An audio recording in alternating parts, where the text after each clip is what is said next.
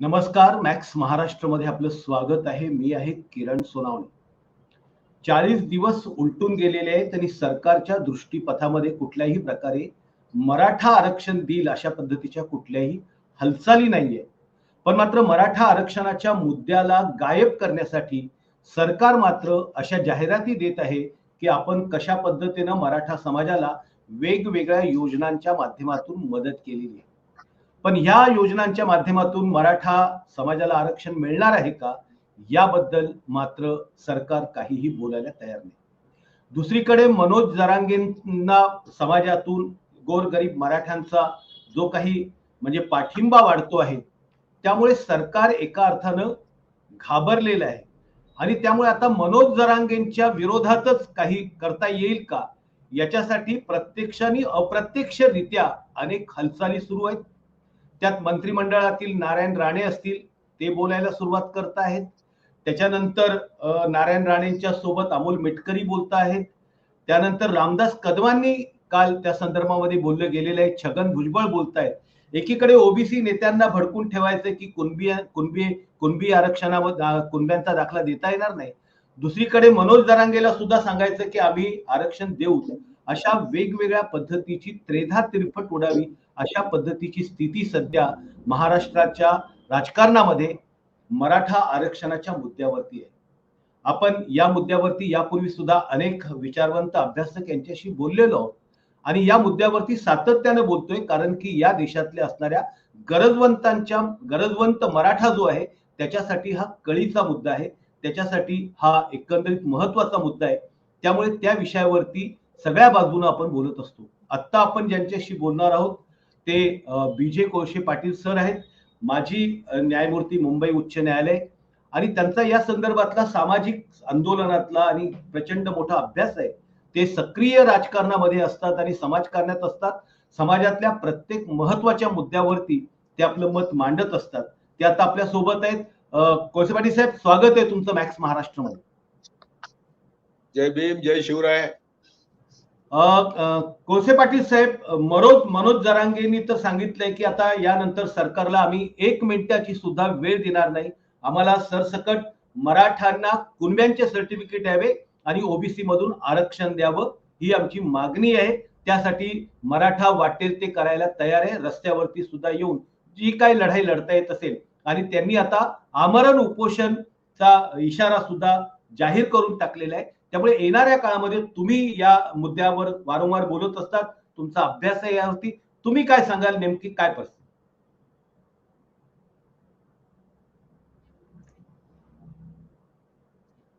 आवाज येतोय?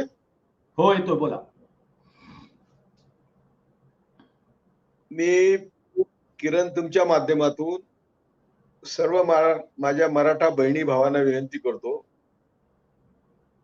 की तुमची फार मोठी फसवणूक होते नेहमीच. मी ज्यावेळी एकमताने विधानसभेत ठराव पास झाला त्या दिवशी सांगत होतो टीव्हीवर, त्यावेळी मला टीव्ही बोलत होता, आज मला टीव्ही बोलवत नाही, की ठराव केलाय, ठराव करणाऱ्यांना संविधान बघितलं पाहिजे आणि असं आरक्षण देता येत नाही.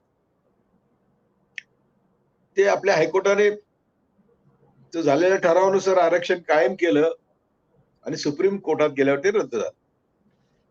आता हे महाविकास आघाडीने त्यात चांगला वकील दिला नाही, लक्ष दिलं नाही वगैरे, सगळं बकवास.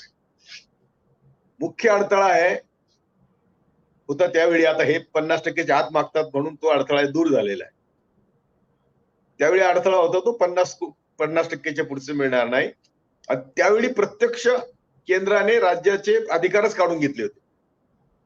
हो, दोन्ही हाऊसमध्ये ठराव झाला, लोकसभेत, संसदेत आणि राज्यसभेत, की असं आरक्षण राज्याला देता येणार नाही. द्यायचं असेल त्यांना प्रेसिडेंटची परवानगी लागेल. त्यामुळे तिथे तर सगळं खोटं होतं आणि हे सगळं माहिती होतं. त्यावेळेचे ऍडव्होकेट जनरलशी आम्ही बोललो होतो, मी, न्यायमूर्ती सावंत आणि शरद पवार पण होते. आम्ही तिघांनी म्हणून त्यांच्याशी बोललो की तू काय करतोस? म्हणलं माझं ऐकत नाही कोणी, त्यांना ठराव करून ते द्यायचं आरक्षण वगैरे वगैरे. आता जरांगे ना कोणीतरी बिचारा, माझी पहिली गोष्ट, जरांगे हा अत्यंत प्रामाणिक कार्यकर्ता आहे. हो. तो आपलं सर्वस्व पणाला लावून मराठ्यांच्या आरक्षणासाठी लढतोय. हम्म. त्याच्या प्रामाणिकपणाबद्दल थोडा सुद्धा कोणालाही संशय येण्याचं कारण नाही. त्याच्या मागे कोणी उभं नाही, त्याला फक्त वापरलं जातंय. आणि जे मुख्यमंत्र्यांनी येऊन कबूल केलं ते त्याला कदाचित तो मरू नये. मी पण त्याला हात जोडून विनंती केली होती. रडतो म्हणलं मी फोनवर, तू बाबा उपोषण सोड, तुझ्या पद्धतीने आरक्षण मिळणार नाही. हा. तो म्हणला की मी काय उपोषण सोडणार नाही. मग ते मुख्यमंत्री बाकी सगळेच गेले, पळाले, त्याला भेटले आणि तडजोड निघाली ती अशी की ठीक आहे, 50% आम्हाला तुम्हाला सगळ्या मराठ्यांना ओबीसीत टाकतो. हे कुणाचंही एकट्या दुकट्याचं काम नाही. त्याला परत समिती नेमली पाहिजे. ज्या ओबीसीला आरक्षण देण्याच्या कंडिशन्स आहेत त्या सगळ्या मराठा ओबीसी टाकण्यासाठी ज्या कंडिशन पुऱ्या करतोय मराठा समाज, हे सिद्ध केलं पाहिजे. आता हे सिद्ध केल्यासाठी की तो म्हणतो की खूप डॉक्युमेंट सापडलेत, 2000 5000 काय, काल ते बोलत होतं, मी ऐकत होतो थोडस. त्या समितीचा निकाल झाला तर तो निकाल हायकोर्टात चॅलेंज होणार. हो. हे समितीने निकाल दिला की मराठ्यांना ओबीसी टाकायला हरकत नाही, तो निकाल पुन्हा हायकोर्टात चालणे होणार, सुप्रीम कोर्टात चॅलेंज होणार. त्यावर पुन्हा चर्चा होणार की ओबीसीच्या ज्या क्रायटेरिया आहेत, शैक्षणिक सामाजिक मागासलेपणा, त्या क्रायटेरिया मराठ्यांच्या आहेत का? मराठा नुसता कुणबी म्हणल्याने होत नाही. बरोबर. आम्ही पण कुणबी आहोत. आम्ही कधी आरक्षणाच्या भानगडीत पडलो नाही, पण आमच्याकडे 32 सालचं सर्टिफिकेट आहे. सगळेच मराठे कुणबी होते. छत्रपती शिवाजी महाराजांनी कुणबी ठरवलं होतं म्हणून ते त्यांचा राज्याभिषेक करत नव्हते. पण हे असे जे काही उपटसूट मराठे आहे, मी 96 कोळी मराठा म्हणणारे, मी त्यांना ते छत्रपती शिवाजीला मानत नाहीत. छत्रपती शिवाजी असं नाही म्हणले मी कधी 96 कोळी मराठा आहे. चल ठीक आहे, सोडून देऊ आपण तो विषय. तेव्हा जरांडेला सगळ्यांनी मदत करायला पाहिजे म्हणून लाखोनी लोक येतात आणि त्याच्या भोवती बसून ताकद दाखवतात. हा मार्ग नाही. मी त्यांना म्हटलं होतं की हे फक्त मोदी करू शकतो. त्यासाठी तुम्ही काय करायला पाहिजे, आपले 48 खासदार आहेत, कशाला लाखो लोक जमा करता? प्रत्येक खासदाराच्या घरासमोर एक 5000 10,000 लोक बसवा त्या भागातले, आणि सांगा की जाऊन मोदीला सांग की मराठ्यांना आरक्षण मिळालं पाहिजे. ते कसं मिळवायचं? तर सुप्रीम कोर्टाची 50%ची अट आहे ती रद्द करायची. ऑलरेडी तोडलेली आहे मोदीनेच. आर्थिक आरक्षण देऊन, आर्थिक निकषावर आरक्षण देऊन मोदीनेच ती 50%ची अट तोडलेली आहे. त्याच्यावर सुप्रीम कोर्ट बसलेलं आहे. पण सुप्रीम कोर्टाचं सध्या असं आहे 10 वर्षातलं, ते घाई ते मोदीच्या विरुद्ध कुठलाच निकाल येत नाही सुप्रीम कोर्टातून, अजून तरी आलेला नाही जो असं मोदीचं नाक दाबेल असं एकही निकाल. त्यामुळे सुप्रीम कोर्टाने त्याला स्टे द्यायला पाहिजे होता, कारण आर्थिक आरक्षण हे संविधानाच्या स्पिरिटच्या, हेतूच्या विरुद्ध आहे, त्यात बसत नाही. आता ते जर बसत नाही, ते बसलं, सुप्रीम कोर्ट त्यावर बसलं, त्याच वेळी आपलं मराठ्यांचं होतं त्यात सुप्रीम कोर्टाने हिअरिंग घेतलं आणि ते रद्द केलं. त्यामुळं आज काय मार्ग आहे? आज मार्ग पुन्हा ते पार्लमेंटमध्येच गेलं पाहिजे. सुप्रीम कोर्टाचं 50%चं आरक्षण आहे, ते त्यात सुप्रीम कोर्टाने पण म्हणलेलं आहे, इन एक्सेप्शनल केसेस, म्हणजे अपवादात्मक फारच गरज वाटली तर हे लिमिट तोडता येईल. हे लिमिट तोडायचे पॉवर कोणाला आहे? केंद्राला आहे. राज्याने केलं तर पुन्हा ते मागचं सारखंच होत आहे. आणि केंद्रात तर मोदी सर्वे सर्व आहेत. 48 खासदारांनी ठरवलं की मला हे पाहिजे, मोदी सरकार पडतंय. मोदी सरकार पडतंय म्हणून खासदारांना असं दबाव आणला पाहिजे की त्यांची शिस्तू बंद करून त्यांना सांगितलं पाहिजे की दिल्लीत जाऊन मोदीकडून हे करून घ्या. हा एकमेव मार्ग मला दिसतोय आणि तो मार्ग सहज शक्य आहे. आता इलेक्शन आलेलं आहे, 5 राज्यात इलेक्शन लागलेलं आहे. जर या सगळ्या खासदारांनी यांनी कोंडीत पकडलं तर काय होतंय, आमचं मराठी बिचारे आमचे भोळे आहेत. म्हणजे आता मी तुला माझी झोपडी अनेक वेळा दाखवली. मी झोपडीत राहणारा माणूस होतो. तिथे काय पाण्याचा प्रश्न नाही, कशाचा प्रश्न नाही, शेळ्या कोंबड्या आणि मी आणि माझे आई वडील आणि माझ्या 2 बेजीवर झोपत होतो. हा. त्याचा एवढा परिणाम होता की मी लॉ कॉलेजला आलो तर शेजारचा म्हणायचं तुझा शेळीचा वास येतो. हो, एवढा हो. आमची तिथे त्रेधा होती. मी म्हणलं अरे हा. शेळी तर आमची फॅमिली मेंबर आहे, तिला आम्ही घेऊन झोपतो शेजारी, कारण बाहेर लांडगे आहेत. हो. आता तर लांडग्याची संख्या फार वाढलेली आहे. त्यामुळं बरोबर आहे. जरांगीला च्या मागणीला कबूल करून सरकार फसलेलं आहे. त्यातून हम्म. मार्ग काढण्यासाठी सरकारने सरळ दिल्लीला जावं, त्यांचंच सरकार आहे दिल्लीत, हा. आणि हे करून घ्यावं जर करायचं असेल तर. पण तुम्हाला बरोबर. सांगतो की फडणवीस इतका विषारी नेता महाराष्ट्राला मिळालेला नाही. हा. त्याला जोपर्यंत महाविकास आघाडीचं सरकार होतं त्याला झोप येत नव्हती. त्यांचीच पत्नी म्हणते की हा रात्री ड्रेस बदलून जायचा, म्हणजे कुठली ड्रेस घालत होता, हा. आणि शिंदेला भेटायला किंवा बाकीचं, हे झोप येत नव्हती. एवढा आक्रस्ताळी अखंड तांडव करणारा, दुसऱ्याचं भलं होऊ न देणारा असा नेता महाराष्ट्राला लाभलेला आहे. हो. त्यांनी त्यावेळी आरक्षण दिलं आणि त्याचेच लोक आरक्षण चॅलेंज करत होते. त्या हो. 2 हे सगळ्यांना माहिती आहे. आता सुद्धा शिंदेनी कबूल केलंय. कोण राज्यावर आहे सध्या महाराष्ट्रात? शिंदे राज्यावर आहे की फडणवीस राज्यावर आहे? त्यामुळं फडणवीस गप्प आहेत. त्यांनी अगोदर जो लाठीचार्ज केला त्याला त्यांना विरोध झाल्यावर त्यांनी तो परत घेतला, किंवा आता हे कंत्राटी कामगारांचं आम्ही परत घेतो. हम्म. मी तुम्हाला सांगतो, दुसऱ्या बाजूने कंप्लीट आरक्षण संपलेलं आहे. मी जगाची जर तुम्हाला आकडेवारी सांगितली तर जगामध्ये सरकारी नोकरीत 14% लोक आहेत. ओके. स्वीडनमध्ये 14 आहेत, फ्रान्समध्ये 8-9 आहेत, ग्रेट ब्रिटनमध्ये 8 आहेत, अमेरिकेमध्ये 7 आहेत, 7%. आणि आमच्याकडे फक्त 1.2 हा. 100त 1 नोकरी आहे. त्यामुळे 140 कोटीत आमच्या नोकऱ्या किती आहेत? तर 1.5-2 कोटी नोकऱ्या आहेत. म्हणजे कितीही आपण हे मिळला तर मिळतं काय? हम्म. एमपीएससीला आपण बसतो पोरं, त्यात 16% होते, तर 0.03% मराठ्याच्या वाट्याला येतं. बरोबर. त्यामुळे करायला काय पाहिजे?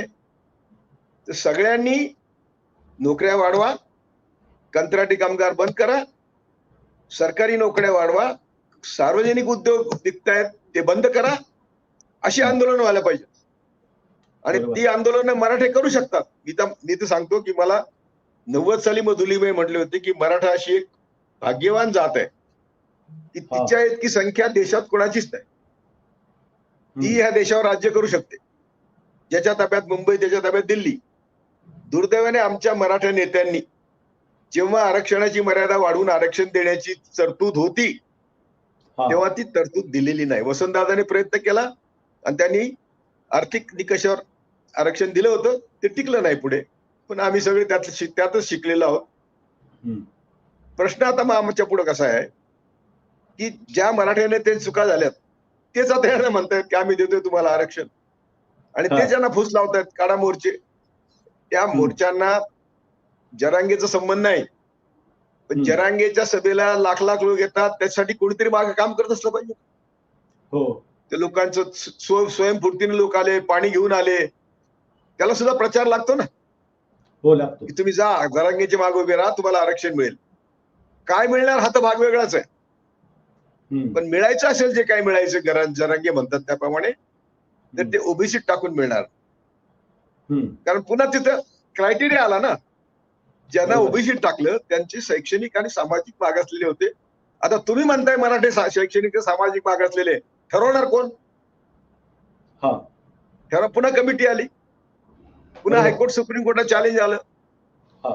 म्हणजे पुन्हा तुम्ही त्याच मार्गाने चालले. हे सगळे मार्गापेक्षा जे लाख मराठे तिथं आलेत, आपण जर असं धरलं की सगळ्या खासदारांच्या घरासमोर त्या भागातल्या मराठ्यांनी मोर्चा काढला आणि त्यांनी हम्म. मोदीवर दडपण आणलं, तर 100% आरक्षण मिळेल. ते बरोबर. 16% मिळेल. जे मागे दिलं होतं तेच परत मिळेल. हम्म. पुन्हा ओबीसीना त्रास देण्याची गरज नाही.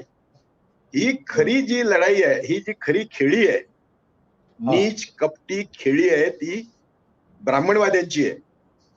ओके. मराठा वर्सेस ओबीसी भांडण लावणे. पहिले जे मराठा मोर्चे निघाले तेव्हा मराठा वर्सेस मराठेतर अशी लढाई लागली. हा. आता मराठे वर्सेस ओबीसी भांडण लागलंय. मला मराठी पण शिवाय देतात. मी त्यांना सांगतो, बाबांनो, मी 100% तुम्हाला आरक्षण मिळावं. मी तर त्याच्यापेक्षा म्हणतो की जिसकी जितनी संख्या भारी त्याची तेवढी सत्तेत भागीदारी असली पाहिजे, अशा मताचं मी आहे. तुमची जर 32% भागीदारी, समजा तुम्ही 32% आहात महाराष्ट्रात, तुम्हाला 32% आरक्षण मिळालं पाहिजे या मताचं मी आहे. आणि मराठ्यांचे काय हाल आहेत आज महाराष्ट्रामध्ये हे मी खूप जाणतो. म्हणजे आज किरण, तुला पटणार नाही की सर्वात जास्त आत्महत्या कोण करतो? शेतकरी करतो. देवळातला पुजारी करत नाही, शेतातला कामगार करत नाही, शेतकरी करतोय. कारण त्याची कोंडी झालेली आहे. त्याचे शेतात टाकायचे इनपुट आहेत ते महाग आहेत आणि त्याचे आउटपुट मुद्दाम सरकार खरेदी करत नाही. कारण या सगळ्या जमिनी सरकारला कॉर्पोरेट सेक्टर म्हणजे भांडवलदारांना द्यायचे. ते 3 कायदे गेले मागे. त्याच्यानंतर वीज वाढली, पाणी वाढलं, सगळे दर वाढले, सगळ्याचे दर वाढले. म्हणजे शेतीत इनपुट महाग झालं आणि शेतीतल्या आउटपुटला भाव नाही. त्यामुळे यांना कळत नाही की भांडायचं कुठं. बरोबर. आणि सगळा रोजगार शेतीत आहे, सगळा रोजगार सार्वजनिक उद्योगात होता. सर्व उद्योग बँकांचं राष्ट्रीयकरण केलं म्हणून होता. आता जर मोदी 2024 ला परत आले तर ते उद्योग तर विकले गेलेले आहेत, बँका विकल्या जातील. आमची पोरं तिथं लागली होती बँकेत, ती सगळी बाहेर येतील आणि संपूर्ण देश बर्बाद होईल 2024 ला. याच्याकडे लक्ष पाहिजे. तर ते हे घेऊन बसलेत आणि याच्यासाठी मुद्दाम पुढारी, तुमचं मूळ मुद्द्याकडे लक्ष जाऊ नये म्हणून मुद्दाम पुढारी तुम्हाला पॅम्पर करतात. नाही नाही नाही, आम्ही देतो तुम्हाला, देऊ शकत नाही. तेव्हा पुन्हा पुन्हा मी सांगतो की आपल्या कितीतरी पट सरकारी नोकऱ्या जगातील देशामध्ये आहेत. बरोबर. आपल्याकडे नोकऱ्याच नाहीत. अनाथ ज्या आहेत त्या मोकळ्या आहेत, रिकाम्या आहेत. तिथे संघाची पोरं PM मित्र, CM मित्र म्हणून काम करतात. तिथं जागा भरत नाहीत. तेव्हा अशा परिस्थितीत ज्याच्यासाठी लढायला पाहिजे ती लढाई आमची होत नाही. तरी उपाय तेवढाच आहे की फक्त मोदी आज आरक्षण देऊ शकतो. जरांगे पाटलांच्या आंदोलनाचा वापर हे सरकार करेल का? कारण की मागे जशा पद्धतीनं देवेंद्र फडणवीसांनी तात्पुरतं आरक्षण दिलं होतं आणि त्याला माहिती होतं की हे सुप्रीम कोर्टात टिकणार नाही, तर ते परत तशाच पद्धतीचं आरक्षण निवडणुकीच्या पूर्वी देऊन निवडणूक वाजवून घ्यायची आणि मराठा समाजाला उल्लू बनवायचं, तात्पुरतं त्यांना आरक्षण देऊन टाकायचं समितीच्या शिफारशीवरती आणि त्यांनी जरी आरक्षण दिलं, चेंडू खेळत राहायचा. तरी तुकाराम महाराज म्हणतात, सत्य सांगा, बरोबर कोणी आलं नाही तरी चालेल. त्या उक्तीप्रमाणे आमच्यासारखे सत्य सांगणारे आहेत. ते जेव्हा असेंब्लीत ठराव होतो आणि त्या दिवशी संध्याकाळी मी टीव्हीवर सांगतो की हे खोटं आहे आणि पुन्हा फडणवीसच नाव घेत होतो मी की फडणवीस तुम्हाला फसवतो म्हणून. मागच्या वेळेस त्यांचे 105 आले. आता आरक्षण दिलं तरी त्यांना त्याचा फायदा होणार नाही, कारण ते पुन्हा चॅलेंज होणार, लगेच चॅलेंज होणार. आणि चॅलेंज झालं की मागच्यासाठी वाट लागणार आहे. कारण कोर्टात खेळवत राहताना जसा सत्तेचा चेंडू महाराष्ट्राच्या चेंडू खेळत. त्यांच्या सत्तेचा पायाच तो आहे की आमची विभागणी, बहुजनांमध्ये विभाजन हाच संघाचा सत्तेचा पाया आहे. किंवा त्यांना काय म्हणतात त्याला, काल्पनिक जगात न्यायचं. स्वर्गात 33 कोटी देवात, नरकात, काल्पनिक जगात नेऊन त्यांची मेंदू सडवायचा आणि मूळ प्रश्नकर्त्यांनी येऊ द्यायचं नाही.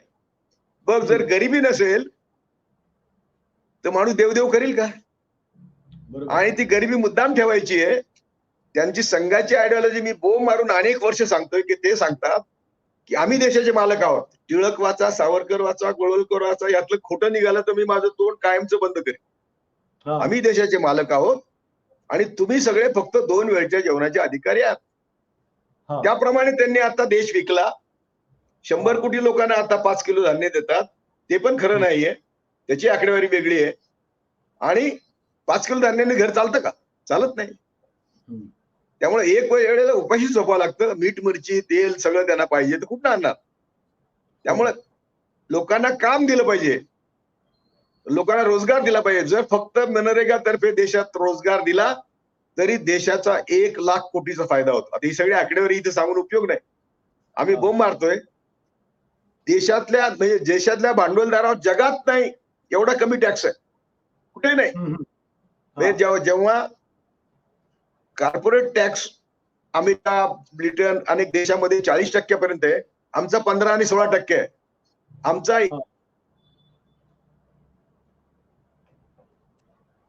इनडायरेक्ट टॅक्स कमी आहे आणि डायरेक्ट टॅक्स वाढवलेला आहे. डायरेक्ट टॅक्स इनडायरेक्ट टॅक्स वाढवलेला आहे आणि डायरेक्ट टॅक्स कमी आहे. इनडायरेक्ट टॅक्स सगळा आमच्या बोकांडी बसतो. सकाळी उठल्यापासून रात्रीपर्यंत जीएसटी असेल, ताकावर यांनी जीएसटी बसवली तर बाकी काय. तुकाराम महाराज अभंग हे नका देऊ दूध, ताकाचे तरी करा उपकार, हे ताकाचे तो उपकार करायला तयार नाही. त्यामुळं आमची सगळीकडून कोंडी झाली आहे. देशात फक्त 2% 1% लोकांची आता त्या सगळ्या संपत्तीचं माझ्याकडे सगळी आकडेवारी येतील, सगळ्यात अर्थ नाही, परंतु त्यांच्यावर फक्त 2% टॅक्स बसवला.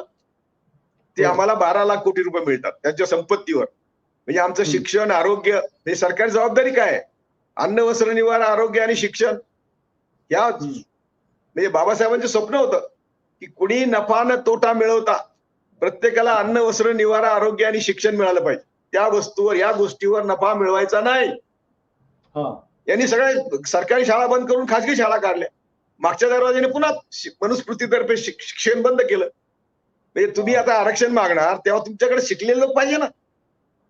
म्हणजे अनेक प्रकारच्या कोंडीत आम्ही आहोत आणि फक्त या आरक्षणावर मराठे एकत्र येतात. ते येऊत भले, त्यांना मी शुभेच्छा, पण त्यांनी अजिबात प्रश्न सुटणार नाही. आरक्षणाच्या बरोबर तुम्हाला तुमच्या सरकारी नोकऱ्या वाचवण्यासाठी नोकऱ्यांचं जगातलं प्रमाण सांगून ते इथे नोकऱ्या का वाढत नाहीत वाढवायला पाहिजे.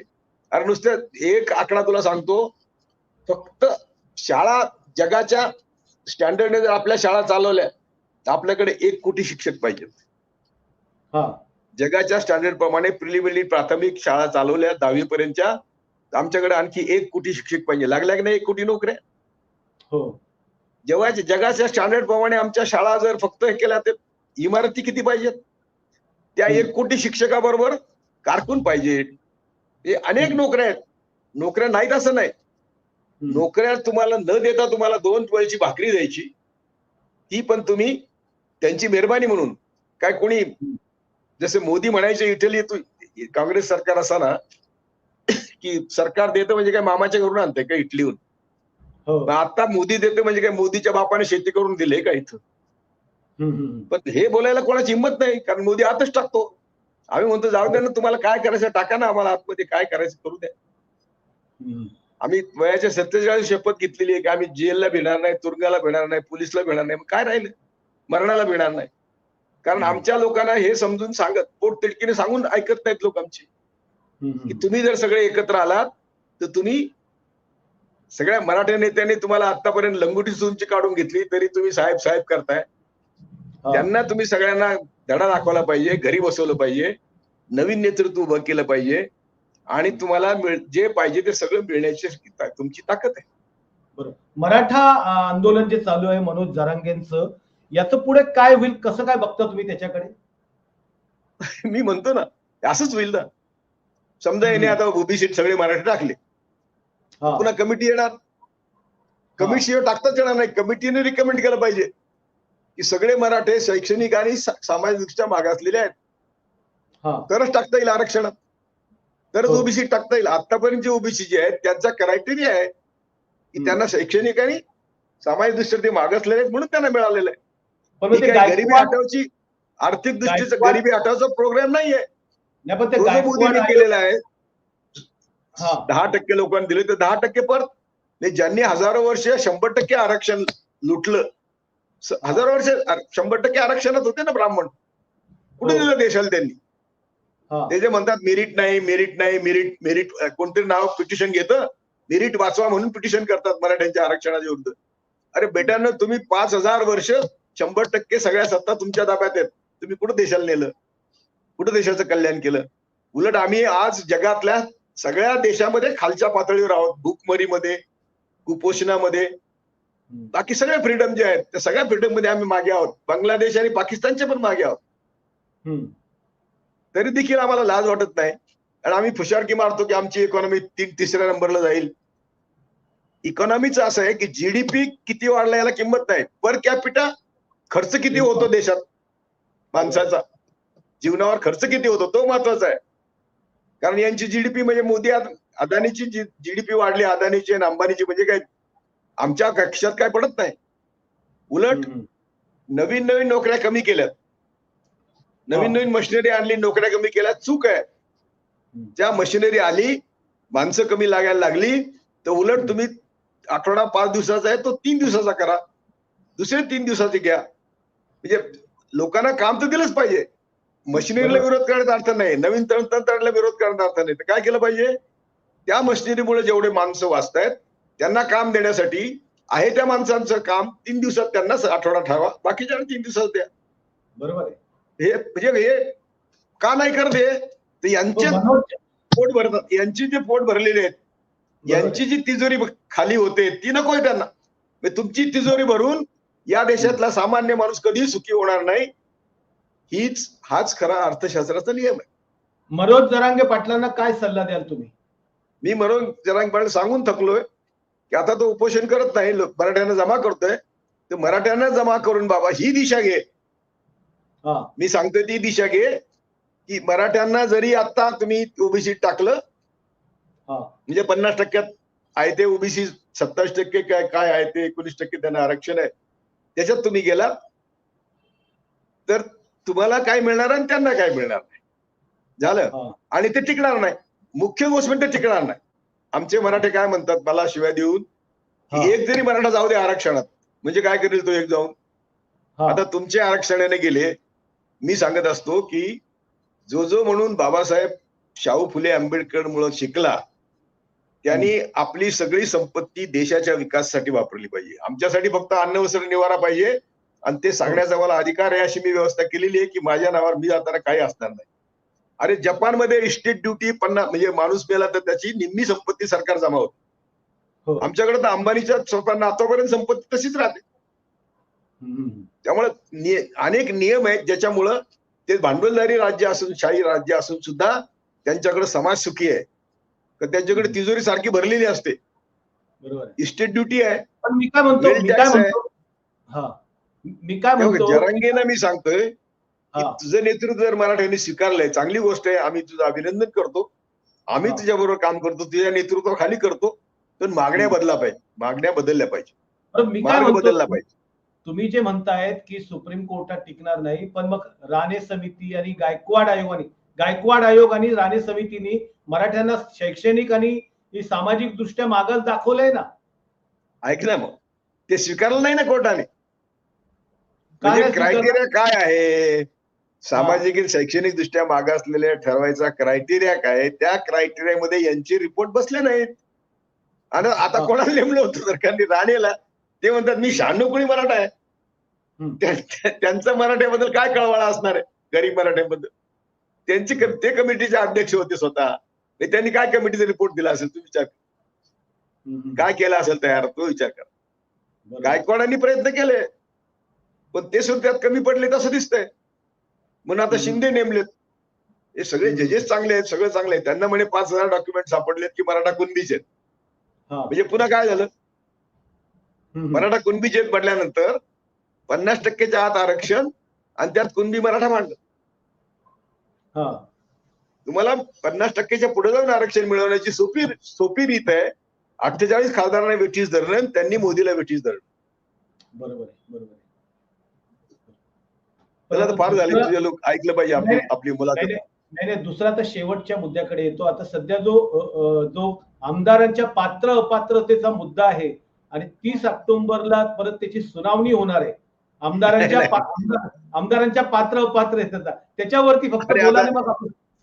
अरे किरण, आता सुप्रीम कोर्ट म्हणते की शिंदे सरकारचं सगळं चुकलं, पण सरकार वाचवलं ना. ही तर 10 वर्षातली सुप्रीम कोर्टाच्या निकालाची रीत आहे.